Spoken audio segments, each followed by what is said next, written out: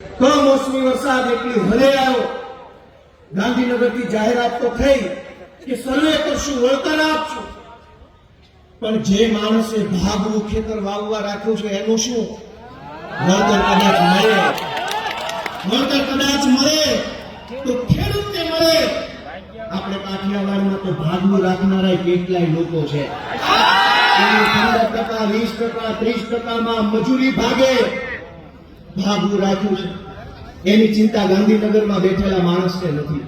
અને જેને ભાગવું નથી રાખ્યું એ રોજ જાગીને કોઈના ખેતરે મજૂરીએ જાય છે. ક્યાંક કપાસ વીણવા, ક્યાંક પાથરા કરવા, ક્યાંક ઓપનર આપવા, ક્યાંક વાઢવા, ક્યાંક લણવા, ક્યાંક સોંપવા, ક્યાંક વીણવા. એ મજૂરી કરતા માણસને માવઠાના કારણે હવે મજૂરી નહીં મળે. એના બાળ બચ્ચાનું શું? એના પરિવારનું શું? ખેડૂતના દીકરા દીકરીઓ ઘણી જગ્યાએ શાળામાં, કોલેજમાં ભણતા હશે. એની ફી ભરવાના પૈસા હવે ક્યાંથી લાવવાના? કોઈના ઘરના માંદા બા બાપુજીનો ખાટલો હશે, એની દવાનો ખર્ચો ક્યાંથી લાવવાનો?